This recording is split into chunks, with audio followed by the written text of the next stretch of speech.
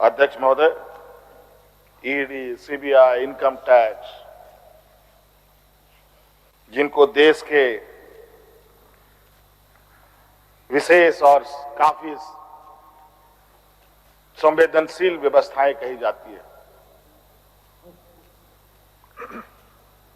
जहां करोड़ों रुपया, 12 लाख 14 लाख करोड़ रुपया डकार कर इनके सहयोगी विदेश में जाके बैठे हैं, उनका एक बाल बाका करने का औकात इनके पास नहीं है। इनके पास औकात है देश के आदिवासी, दलित, पिछड़े के ऊपर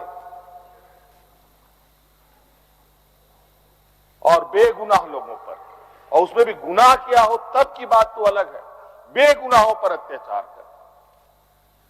आज मुझे किस लिए अरेस्ट किया गया अध्यक्ष महोदय? 8.5 एकड़ जमीन के घोटाले पर। अगर है हिम्मत सदन में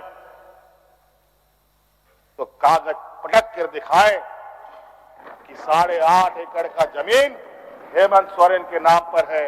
अगर होगा, मैं उस दिन से राजनीति से इस्तीफा दे दूंगा। अध्यक्ष महोदय, जब राजनीतिक रूप से ये नहीं सकते हैं तो ऐसे ही बैकडोर से हमला करते हैं, पीठ पर हमला करते हैं। अध्यक्ष महोदय, मैं आंसू नहीं बहाऊंगा, आंसू वक्त के लिए रखूंगा। आप लोगों के लिए आंसू का कोई मतलब नहीं। आदिवासी दलितों का, पिछड़ों का, आदिवासी के आंसुओं का कोई मोल नहीं। वक्त आने पर हम इनके एक एक सवालों का जवाब और एक एक इनके षड्यंत्र का जवाब वक्त आने पर बड़ी माकूल तरीके से दिया जाएगा। एक्चुअली दुर्भाग्य है अध्यक्ष महोदय इस राज्य का,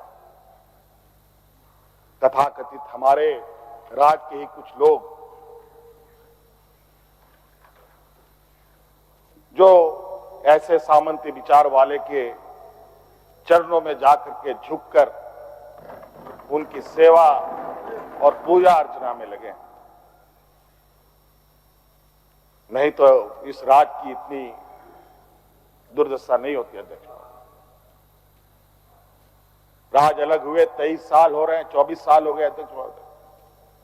किसने सबसे अधिक राज किया इस राज्य में? ये मुझे बोलने का जरूरत नहीं है, किसी को बताने की भी जरूरत नहीं। सब अपने गिरेबान में देखें, सबको पता चलेगा कौन कहां बैठा, किसने क्या काम किया। घोटाले इनको 2024 से ही नजर आ रहे हैं, 2000 से नजर नहीं आ रहे, 2019 से ही इनको नजर आ रहे हैं। आज ये नहीं चाहते अध्यक्ष महोदय, देश का आदिवासी, दलित, पिछड़ा, अल्पसंख्यक देश के सर्वोच्च स्थान पर पहुंचे। ये नहीं चाहते कि ये जज बने, ये नहीं चाहते ये आईएएस आईपीएस बने, ये नहीं चाहते ये राजनेता बने। इन्हीं के साथ बैठे लोग हैं। इन लोगों ने भी आदिवासी नेता बनाया था मुख्यमंत्री। बता दीजिए इन कितने आदिवासियों ने 5 साल पूरे किए। और मुझे पता था ये मुझे भी 5 साल पूरा करने में रोड़े अटकाएंगे,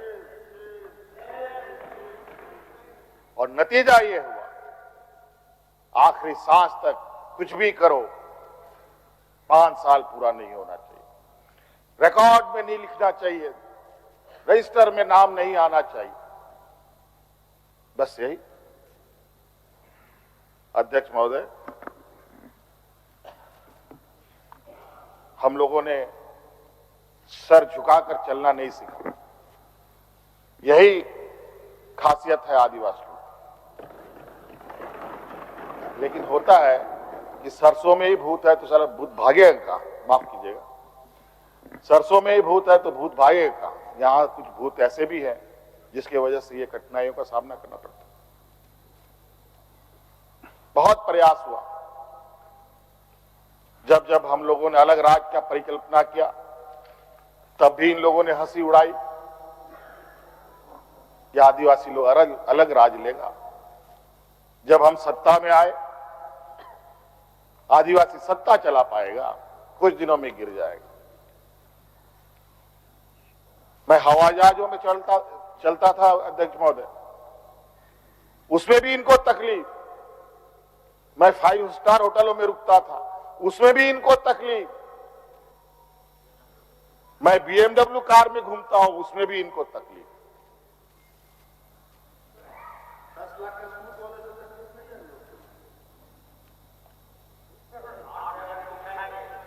क्या कहावत है कि हम करें तो गुनाह, ये करे तो क्या,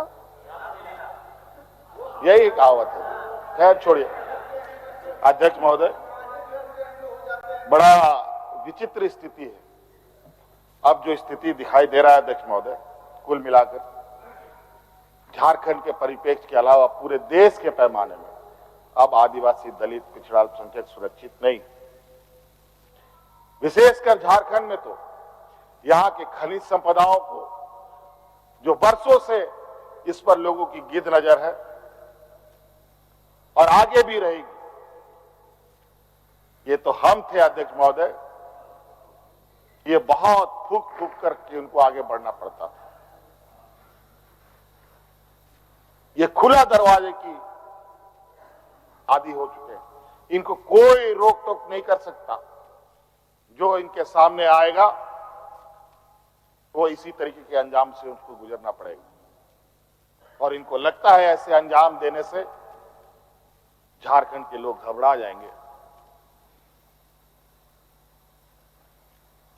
ये आप लोगों की बहुत बड़ी भूल है,